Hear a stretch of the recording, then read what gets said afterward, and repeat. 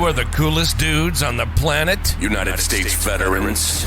What's the coolest sport on the planet? Pro wrestling. And what would be the coolest podcast on the planet? That would be this one. U.S. military vets talking pro wrestling. This is the No Shave Man Cave. Two badass disabled vets sharing their love of pro wrestling, giving you their perspective as fans, talking about current events and matches, history of titles, and who knows what else. Let's do it. Welcome to the No Shave Men Cave. Now your hosts, Ellie Jair and Jay Tilley. All right, folks, welcome to probably one of my personal favorites that we do here at the No Shave Man Cave. It's when we do our casual conversations in the cave. I'm Ellie Jair. Hey, I'm Jay Tilley. And you have joined us on yet another famous, to us anyway, casual conversations in the cave, man. We have these tangents that we go on when we're not recording that we look at each other afterward and go, man, we should have recorded that. Yep. And we've been having a lot of conversations with this being Black History Month. We're getting ready to roll into Women's Appreciation Month and just wrestling in general. Wrestling Observer, they just released some awards. So congratulations to all the award winners. And it just starts our conversations, and to our guy, artist who's been dealing with some personal tragedies, thoughts and prayers out to you and your family at this time. But what did he text us not that long ago when him and his family got together at a memorial service with his family? He texted that even in a time of crisis, they started talking about wrestling to kind of cheer themselves up and make themselves in a better mood. So that's pretty cool, and that's one of those things that's the power of wrestling, in my opinion. On that note, speaking of people texting things, Jeremy texted me, JC the Tickler, Georgia Tickler texted me on, I want to say Thursday or Friday this week, talking about how after talking to us, he went back and pulled up Royal Rumble and was watching Royal Rumble. Dude. And then after he finished, he's asking questions like, hey, what's going on with this? And I'm trying to explain it to him. And he's like, hey man, where can I find AEW? I was like, well, they don't have their streaming service yet. It's coming allegedly. But he's all excited to watch that. I said, well, to be honest with you, the best way to do AEW is to tape it and watch the replays. So it's going to be interesting to get his take on it, because, and maybe that's something next month when we have him on for the 22nd again, or maybe I'll see if he wants to come on a random day between now and then. Yeah, he could join us for our casual conversations where we do like a wrestling, after we do the Wrestling 101, we can do the casual fan conversation. Yeah. Or the relapsed fan. Because it's an addiction, man. Like when you're invested in a storyline, it's just like, oh, I can't miss Friday because I need to see what's going to happen with the Bloodline. Well, and that's what I was going to say is it'd be curious to get him on and see if after watching Royal Rumble and I don't know if he went through and watched Elimination Chamber and all that other stuff or not, but it'd be curious. Did you keep going, or did you just go, I'm done? Yeah. So I'd be curious to have him on and find out if he kept going. Okay, what was it that made you go, oh, I kind of want to watch next week's now, or what was it that you went, I don't really care about this anymore? So that's awesome. Good for us as talkers and appreciative fans of professional wrestling. And I don't want to derail a relationship or take away anybody's free time, but when I want to just like shut it down, get myself back to neutral, I'll hop on, whether it's on the network on Peacock, go through YouTube. Whenever I'm trying to remember a storyline, I'll flip and go into on demand and grab TNT and TBS, and I'll go back through and find an AEW show. And what I'm going to be doing here in the next couple of weeks after Revolution is go back and watch some of the first couple shows of AEW before they rolled out the world title when they came out with that silver TNT title, and that was the only title they had for a little while.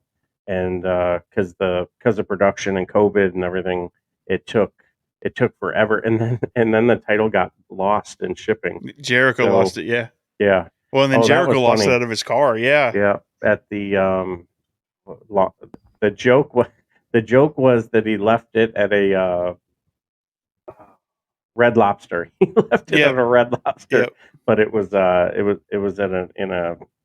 a car, like one of the couriers, like one of the limousine services. So kudos to AEW, everything they've dealt with during the COVID era, how they've changed professional wrestling, the hard camera, I think a lot of their development and how they respect the referees a lot more, except the other night when they were outside the ring for 2 minutes. But it was, I thought it wasn't so distracting that I didn't name it my show of the week. It's their production is fantastic, maybe too fantastic, like the episode where Bryan Danielson was bleeding all over the camera, and I just like they appreciate their fans, they listen.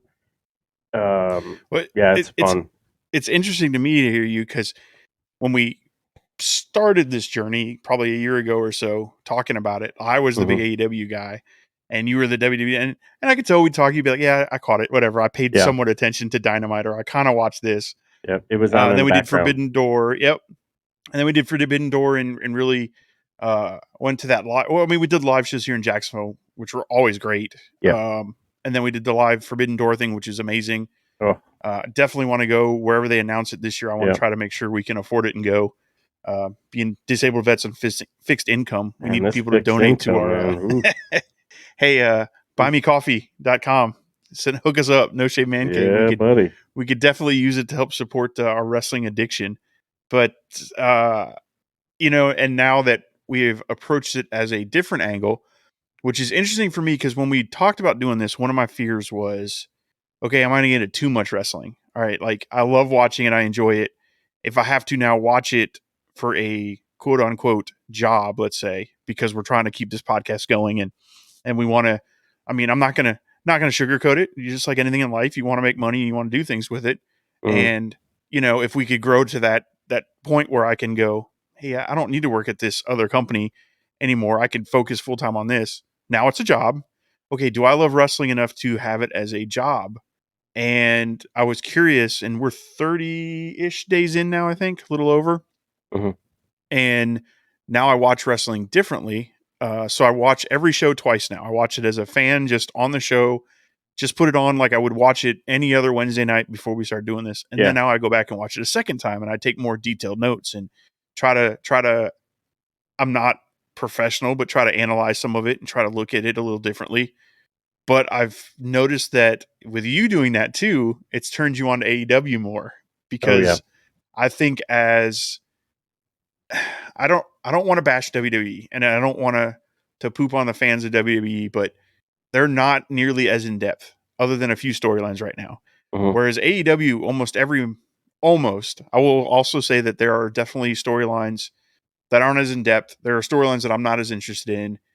They do some shortcut stuff, but you kind of watch it going, wait, like we talked about Jericho and Sammy Guevara winning the match on Friday night. That's one of those things where, as a casual fan watching it Monday through Friday, it's on, I watch it, you don't think about it. But now that I'm kind of like, well, wait a minute now, Jericho's lost 3 of his last one-on-one matches and, to Starks and Andrade, but now you're seeing his proteges winning it. Ooh, what are they doing with this? Yeah. And I enjoy it a lot. And I appreciate the fact that you're looking at it going, oh, okay. I see why Jason gets so excited about some of this now. Yeah. Over the last, I'd say year and a half, maybe a little bit more. I've grown to appreciate New Japan a lot more. The style and the commentating and the referee interaction was like it was too distracting at first, and I was like, you know what? It's professional wrestling. I don't need to take take it so serious. But there are times where I am so invested that I can't help it, where, I'm sitting there listening to MJF talk about some of the things that he's done in his life to the girlfriend that he had at the time. And I have a t-shirt and I have a poster and I've got some other MJF stuff. And for a second I was like, you know what? I'm going to go burn it. And that's exactly what wrestling was meant to do. It was meant to get you invested.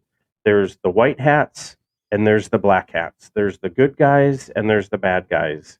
And if, like, it doesn't matter if they love you, it doesn't matter if they hate you, as long as they remember. And I tell you what, it will take a long time for me if this ever happens. I will never forget the Hard Times promo. I will never forget the Cody Rhodes, one of the last promos that he did on AEW, and that MGF promo that just like seriously struck a chord, and to the point where the police in that county received over 300 phone calls, and they said, sir or ma'am, whoever it was that was calling, that was not an actual event that occurred. This is a storyline for a TV show that is fiction. So please, in the future, only use this phone line in the case of emergency. And think about that though, like, dude, like that was so powerful to people. That would be like us watching The Sopranos and going, "Oh, they just murdered that guy. I'm going to call the cops." Like that's how powerful that promo 100%. was. It's the same concept. It's a scripted, fictional TV show. It's not real. I don't want to say not real because people don't like the fake word, but it is a scripted show. There's a week-to-week show that's scripted, and the fact that people were that outraged about it to call, that says something about the performance that he put on. 100%. And he's what, 25, 26 years old. I think if that. I mean, I had deployed by that time I was that age. I had a son by the time I was that age. But I don't know, and I was dedicated and convicted to what I was doing as a U.S. Marine and as a father, but I wasn't cutting a promo. I wasn't, traveling the world as a professional wrestler in front of, whether it was 50 people or, one of their larger crowds, whether it was at the Arthur Ashe Stadium or when at the United Center for Forbidden Door was over 20,000 people. Or 18 and some change, but super impressed with, he's relatively young in the game, and 26 by the way. 26. He's 26 years old. Yep. Yeah. And you think of some of those promos, and folks look at wrestlers that are in the wrestling game talk about how they really start to hit their stride in like the early to mid 30s, and dude is, he's got 9 years till he hits 35. Just imagine how many title reigns, how many victories, how many stories, and like the things that you're going to remember. And super impressed with how they've produced him. He may be a pain in the ass backstage, kind of like how Shawn Michaels was when he went away the first time. And fortunately he doesn't have like all the addiction type stuff, so he's relatively in the right mind. He's just cocky about it.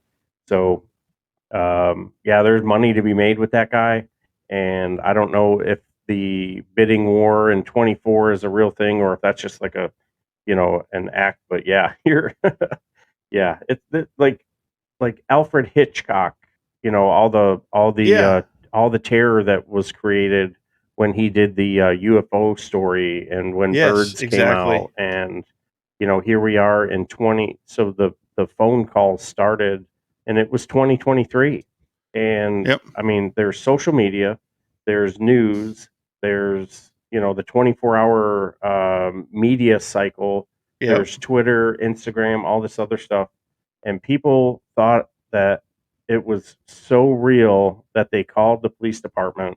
And I just I love it, man. It's that's suspended amazing, belief, man. I love it. Yep. And that's one of my favorite things about wrestling is you go there to suspend the belief, and just relax and enjoy the show. And yeah, the fact that they got cops called, that was amazing. Yeah, you can't script that stuff. No, and you do script that stuff, but right, you can't plan on that kind of reaction. Exactly. Yeah, you can script it in the ring. You've got your the athletes, the wrestlers, the superstars are in the ring. They're going to do a certain thing at a certain point. There's cooperation, but there's times when they mess up, and the the the trust, the admiration, the respect that they have for each other continues the maturity of the storyline or whatever's going on. And I mean, it's a nice getaway when you can sit down and watch a show and just be like, damn, that was the Elimination Chamber pay-per-view that was over, and I was just like, whew. And it wasn't like, oh man, because it was so long. It was because you were just emotionally spent going through what Sammy was going through. Yep. And you're like, oh man, I can't take one more. And then you hear KO's music hit, and you're like, oh my god, here we go. It's and you just like a roller coaster, you feel that, and then woof. And yeah, I mean, I remember just almost like it was yesterday, sitting in my sister's apartment, and I've told this story a couple times. Sitting in my sister's apartment, and I watched Jerry the King Lawler throw a fireball, and I'm like, good night. Or I'm sitting in the Tucson Civic Center in Arizona, and we're up in the not in the cheap seats, but we didn't have the best seats. But the way it was all set as they were coming down the ramp, Andre the Giant and Hulk Hogan and SD Special Delivery Jones and SD Jones. Yeah, George Animal Steel was there. I was just like, dude, this is so freaking cool. And then fast forwarding, we were stationed in North Carolina, and I took the boys, and social media wasn't as dominant as it is now, and the Road Dogg Jesse James and the Badass Billy Gunn were not advertised for the show, and it was the Christmas show in Raleigh. And next thing I hear is their music. You didn't know? And I think if you were to talk to Coden and Ryland, they would go, what is the most surprised you've ever seen your dad? It would probably be that, because they were, I loved them. I thought they were a fantastic tag team. Road Dogg being a prior Marine, I was kind of tied to him that way. It was, I just love the athleticism, the dedication, and the allowing us as a fan to go on a ride with them that it only costs a couple of bucks, and it's priceless when you figure like this has made our friendship stronger, and this has tied you and your daughters together because you've gone to the AEW shows and the meet and greets, and social media tying us to Chris Jericho, or getting a tweet from Sergeant Slaughter, like, hey, over the shoulder, it got America's Championship and some figures over there. Still need to get with you, Sarge. But yeah, it's a blast. I really, really enjoy it. And for you and me as like a fledgling AEW fan, you as a lapsed trying to get back into it WWE fan, and then you have that wrestling on the peripheral of the new NWA. It's not as many bells and whistles, and the hard to find but super enjoyable when you do Impact Wrestling, and then just the beautiful storytelling that they do with New Japan. There's something for everyone with professional wrestling. Yeah, absolutely. I was just thinking, I was looking behind me because I've got a book that you should probably read. It's funny because it's the one that Michael Sidgwick and them on What Culture provide, but it's the Becoming All Elite: The Rise of AEW. And with you just getting into it, it's actually a pretty good read. It goes into how it was developed, the ideas they had, what matches prompted and everything. It's pretty decent and pretty good read. So that's worth cool. checking out. I'll bring it and let you borrow it. Absolutely. Yeah. Cody Rhodes did an interview not that long ago where he sort of went through when he heard about the challenge. I'm doing air quotes. He heard about the challenge. Oh, you can't fill a 10,000 seat stadium. Yep. You can't do this. You can't do that. They had just sold out Ring of Honor and New Japan. They just sold out Madison Square Garden, and they'd done all this stuff. And just super, super impressed with, just like the book says, the rise of AEW, to take it from this fledgling company. I think you made the analogy that that Tesla didn't invent the electric car; they just improved on it. Yep. And I just super, super like. I'm glad AEW exists, not just because it's more wrestling that I get to watch, and there's more jobs for wrestlers. They write differently, they produce differently. It's just another product for us to be able to consume and enjoy. Yeah, exactly. Yeah, I agree. Love it. It's such a different product too from WWE. Oh yeah. And again, like I'm a wrestling fan. I'm not an AEW fan. I'm not a WWE fan. I'm not a New Japan fan. I'm a wrestling fan in general. And I think I went on a tangent a while ago. Like, I don't understand the people who hate against one, not against the other. Like, yes, the competition is fun. Like, it's fun, the little Tony Khan versus Area Hawani. Like, and I hate WWE from, Tony Khan and the smashing of the chair that Cody did with the sledgehammer. All this stuff's fun, but in all, they're both great. They both have ups and downs. Talking about the main two in North America. And then New Japan making a push too is interesting. So I'm curious what that's going to turn into. I just don't understand the people that go on and hate so much on one or the other. It drives me nuts. Like, just enjoy it. If you don't like it, don't watch it. Yeah. If you don't like it, please still watch it. But, it's wrestling. It isn't made specifically to offend any one person. So if it's not your cup of tea, it's not your cup of tea. And, I'd hate for someone to say, well, I'm a WWE fan, so I'm not watching anything else.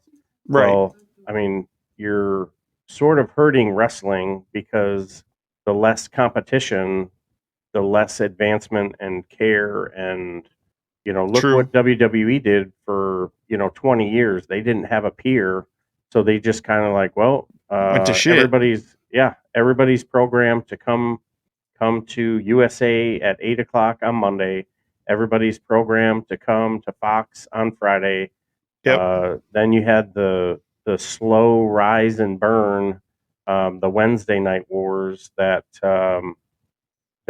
just, NXT, the black and gold, and AEW, when they were 600,000 and 661, 590 and 600, like they were really close.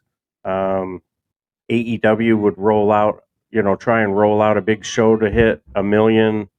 And, now NXT sort of repackaged and then got unpackaged to go back to sort of almost their roots. There's still a little bit of 2.0 involved with NXT, but AEW continues to improve for the most part.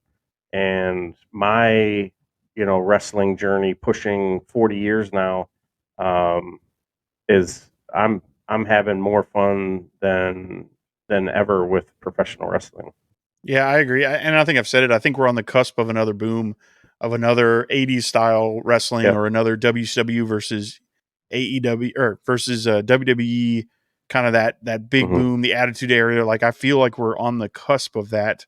Yeah. Specifically with the fact that WWE's booking is getting better. Yeah. It's becoming a more, and again, that goes back to, if AEW didn't come around, would they have bothered?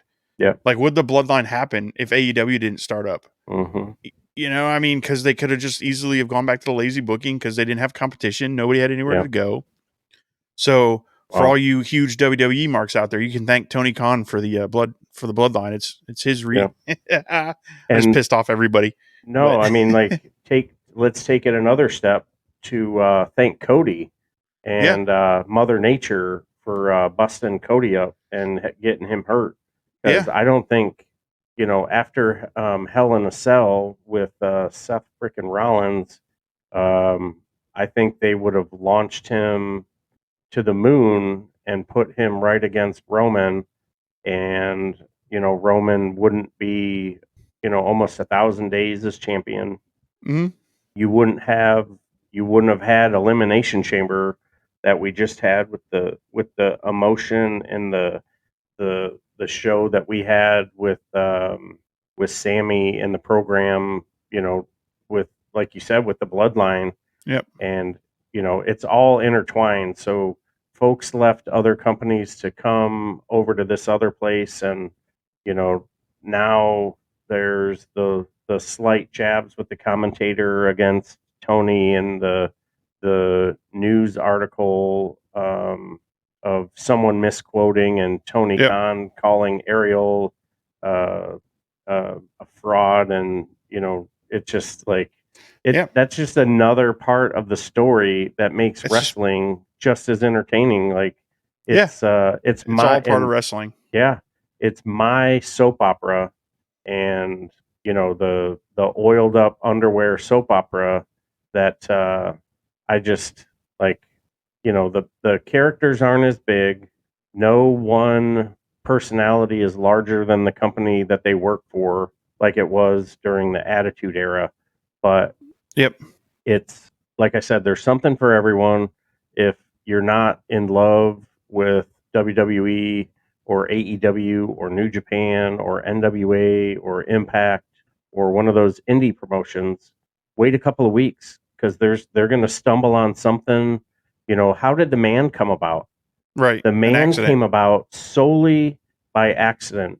A wrestler popped another wrestler, busted her nose, had blood all over her face, and it was an invasion angle, went wrong.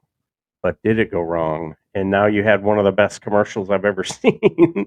Oh, I didn't know you were such a close talker. I'm the man. I'm going to the man cave. Oh, I didn't know we had a man cave. You wouldn't. Yes. And it's just, things may happen by accident. Things may happen on purpose. But one thing that I definitely know and appreciate is that I am going to like something on just about every show. I'm not going to love everything, and I'm going to walk away scratching my head like I did on Friday with the Funhouse piece. Bray is super creative, and I need to get on his level, I guess, to fully understand it. But I'm totally trusting where AEW is going and what Tony's doing. He probably could use somebody in his ear, sort of helping him direct some other stuff. I don't necessarily think it should be the EVPs where they're able to book themselves real strong. That's why Shane O'Mac isn't on WWE right now. But a lot of fun, and I'm glad you turned me on to AEW, and I joined you at some of those shows. I just wish I would have stayed a little bit longer. Cody. Yeah, the competition is nothing but good because, like I just said, like it might hurt people to hear this, but if AEW didn't come around, WWE would probably be doing the same old thing, 50-50 booking, no story driven. And I joke about the whole thing about thank the Bloodline on Tony Khan, but there's an argument to be made there that the whole Bloodline storyline, Sami Zayn, the stuff with Cody coming back, would have never happened if Tony Khan and AEW didn't start up. So some of the best stuff going in WWE right now is due to the competition that Tony Khan built up. Because otherwise, why would they? Why would they invest in these long-term storylines? Because there's no competition there. It didn't matter. Yeah. Now there is. They have to go, ooh, okay, we got to step our game up. Yeah, because think about the second and third order effects, right? So AEW doesn't come around. Okay, maybe Ring of Honor sticks around and they stay strong. Maybe they don't because they didn't have a great TV deal. Right. You can't compete against a juggernaut in professional wrestling who's got a streaming service, who's got an exclusive TV deal with the United USA and the Paramount piece. Yep. And with Fox. And then they have their production company. They've got royalties. They've got their fingers and everything. Ring of Honor was available by exception on a couple of channels. You wouldn't have had the rise of Cody on the Indies, him winning the IWGP United States title, most beautiful title in the world, and the Ring of Honor World Championship. Then him get challenged to fill the stadium with the Young Bucks and quickly develop the AEW. You wouldn't have had the Ocho. You wouldn't have had the, the rebirth and reemergence of Jericho. Kenny Omega would still be in Japan. No one, no one who knows and loves Kenny Omega now wouldn't be dealing with him. Right. Not as much, at least. Yeah. Yeah. What would John Moxley be doing? Yep. Would he have been like, well, I don't want to go to Japan exclusively, so I guess I'll just stay here and have matches and be a buffoon on WWE? Like the way he was booked the last 4 or 5 months. Yep. And you would have never got the Briscoes versus FTR. Yep. You would have never got the Young Bucks versus Aussie Open just recently. Oh, You'd have never got the Lucha Brothers and the Young Bucks in a steel cage match the way they did. Like, you can't underplay the importance of AEW in the wrestling, which I consider is the boom coming right now. Yeah. If it wouldn't have happened, we would be sitting watching WWE, and I'd be fast forwarding through Raw going, man, I really miss when wrestling was good. Yep. And I think, yeah, I do. I credit to this boom that I think is coming, and we're probably in the process of the formation of AEW. Yeah, you'd be sitting there on YouTube or Peacock or wherever, flipping through old WCW, NWA, Monday Night Wars matches because wrestling today isn't as entertaining, and relying on, hopefully shows like us and What Culture and Busted Open and After the Bell, Wrestleaholic, and like living vicariously through their stories and enjoying them talk about the show more than you enjoyed the show because they put a funny spin on it, and they start talking about Barry Barricade, and you're like, oh, okay, now I appreciate it, and I can honestly say, even my love for New Japan, I always watched it a little bit, but never been as big into it as I am now, just because of the crossover with AEW. Yeah. Like, I'm like, oh, I do know that name. Let me go watch some of these older matches. So, yeah, I agree. And you talked about living vicariously. That's like, I don't watch NXT. I listen to the preview on What Culture because those guys give me enough on entertainment and the review of it. So, but yeah, I like I said, I think we're in it. I think we're in a nice boom. So having my buddy Jeremy jump into it, having artists talk about like how he and his family are talking about it, possibly people that we've reached out to and said, hey, you should listen to our podcast because it's us. You like us. We're good dudes. Even if you don't like wrestling, check us out. Maybe we start getting some of those people into it. So, it's not for everybody, and it's never will be, but I think we could get to the stage where it was like in the Attitude Era where you're getting millions of people watching on a Monday night when you had WCW and WCW versus WWF. Like the number for wrestling fans back then was astronomical. Yep. And I think you can get back there with what's going on now and continuing on this trajectory. Especially the way you can consume professional wrestling now, because it isn't just on your cable. You can stream it. You can, not just stream it like you go to YouTube or whatever, but you have Peacock, you have On Demand, you have through my service, I get it. I'm an AT&T customer, so I can get it through AT&T. I think you can get it. You're a T-Mobile. There's other means for you to be able to get it. And then check that. So then you have the TV show Glow, and then you have women on Netflix. Wow, and then you have Reels. Yep, and then you got Heels on on Heels. HBO. I'm sorry, that's what I meant. Heels. Yep, Heels. And there's a new TV show on NXT or Netflix about lucha wrestling. And man, we didn't even touch on lucha wrestling. Like, good night. Yeah, AAA, AAA, CMLL, the Lucha Undergrounds. You got Noah, Stardom. Yeah. There's so much wrestling out there. Yeah. That's GCW, if you want some of the hardcore stuff. Yeah, and GCW, the rise of GCW too. I mean, getting Nick Cage on AEW. Yep.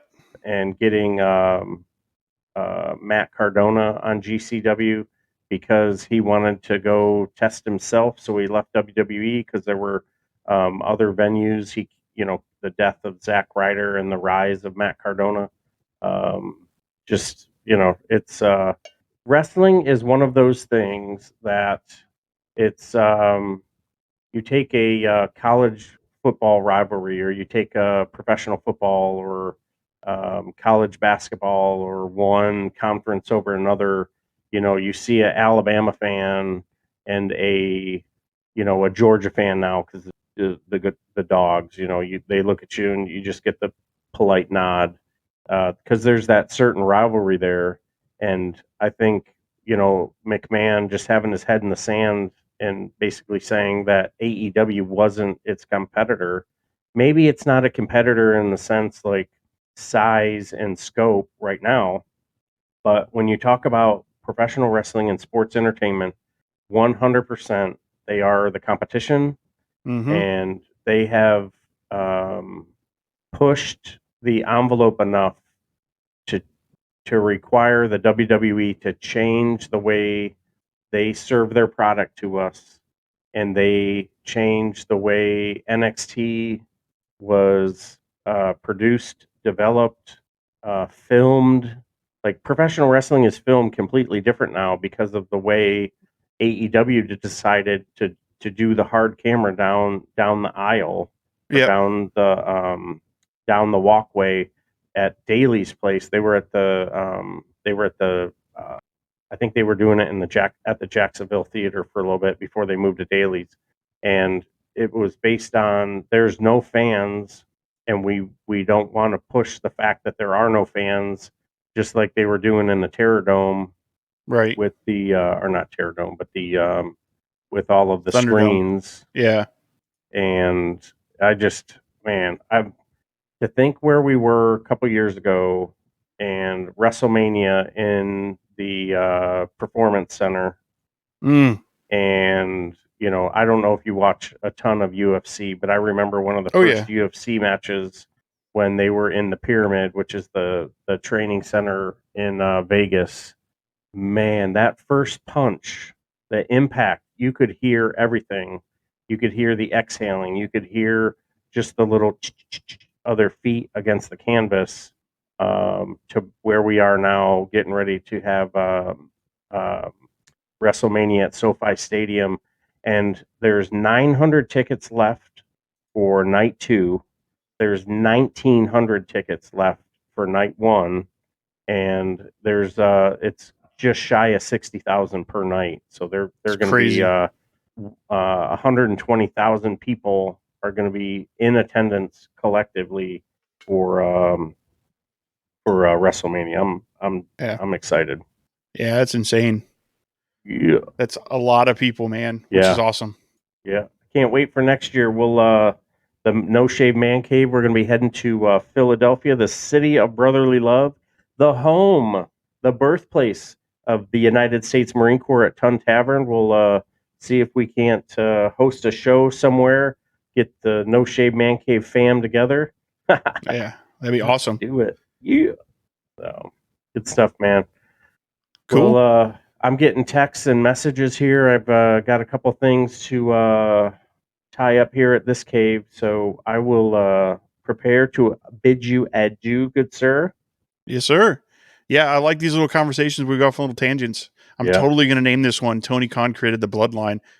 And I'm going to put it on Twitter just to watch the people go outrageous about it. Nice. I'll find a good I'll put a good picture together with Tony Khan holding up The Bloodline. Shaking Roman hands. There you go. Tony Khan wearing a Bloodline shirt.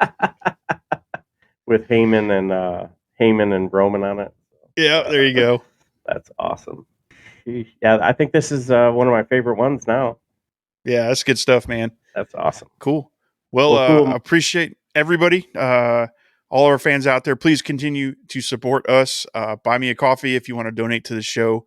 Help us out a little bit with some better equipment, some software that we're trying to get, or if you just want to buy us a coffee or a bourbon. But we appreciate everything. Follow us on Twitter, TikTok, YouTube, Instagram, No Shave Man Cave. You can find us out there. We are available on all your podcast networks. Please be kind. Drop a 5-star review on iTunes. Give us a comment. Give us some feedback so we can continue to grow. Absolutely. That's couldn't say it any better, JT. Thank you to the family at ACAST for getting us hosted, and to our New York City podcast network. You are the best. Really appreciate it. So with that, I'm Ellie Jair. I'm Jay Tilley. Thanks for joining us here at the No Shave Man Cave for this casual conversations in the cave. With that, take care of yourselves, take care of one another, and I'll see you on the floor. You've been listening to the No Shave Man Cave. If it's pro wrestling, we're talking about it. Unless we see something shiny and wander off into the woods. If you hang around long enough, we'll eventually come back. We hope you've enjoyed the show. Fire off your comments and be sure to leave us a 5-star rating, and we'll be back soon. But in the meantime, hit us up on Twitter, YouTube, and TikTok at No Shave Men Cave. Y'all be cool, and we'll see you next time on the No Shave Men Cave.